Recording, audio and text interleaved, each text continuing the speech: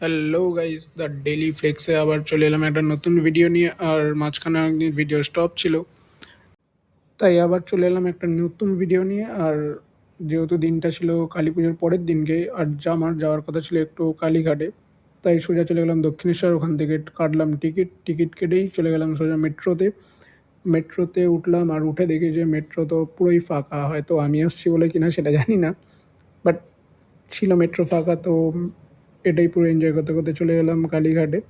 আর কালীঘাটে metro station থেকে নেমেই দেখলাম আমার চুলগুলোর অবস্থা প্রচণ্ড খারাপ। তো এই চুলগুলো আবার ঠিক করতে করতে রাস্তা দিয়ে চলে গেলাম।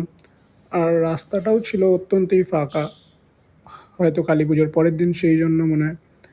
তো রাস্তাতে যেতে যেতে কিছু এরকম ভিউ ফিউ তুললাম। তোলার পরে দেখলাম যে পুরোই রাস্তা ফাঁকা, দু চারটে লোক দাঁড়িয়েছে জাস্ট। তো এই করতে করতে চলে গেলাম কালীঘাট। কালীঘাটে কিছু কাজ ছিল, কাজ ফাজ সেরে আবার চলে এলাম মেট্রো স্টেশনের দিকে।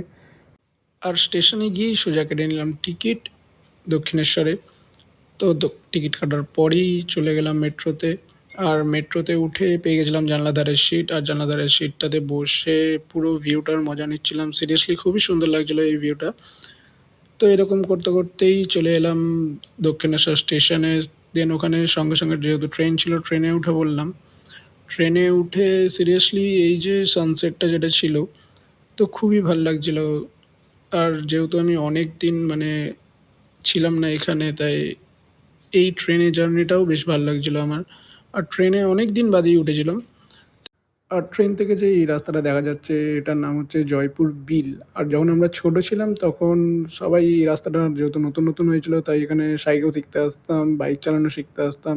তো প্রচুর স্মৃতি জড়িয়ে আছে। তো এই করতে করতে চলে এলাম বাড়ির দিকে। আর বাড়িতে এসে বেরিয়ে পড়েছিলাম একটু আড্ডা দিতে। আর রাস্তাতে দেখলাম যে অনেকগুলো ঠাকুর ভাসানে বেরিয়েছে। তো এখানে অনেক যেহেতু পাড়া ছিল বা অনেক ঠাকুর ছিল, তাই অনেকে অনেক রকমভাবে আনন্দ করছিল। এরকম কেউ ঠাকুর মাথায় নিয়ে যাচ্ছিল, আবার কেউ নাচানাচি করছিল। তো এইসব করতে করতেই বা দেখতে দেখতে হয়ে গেছিলো রাত্রি। তো রাত্রিবেলা এসব দেখে বেশ ভালোও লাগছিলো, আবার খারাপও লাগছিলো যে আবার কবে আসবে এই দিনটা। তো এসব করতে করতে হয়ে গেছিলো রাত্রি। তাই রাত্রির বেলা এসব দেখার পরে চলে এলাম বাড়ির দিকে।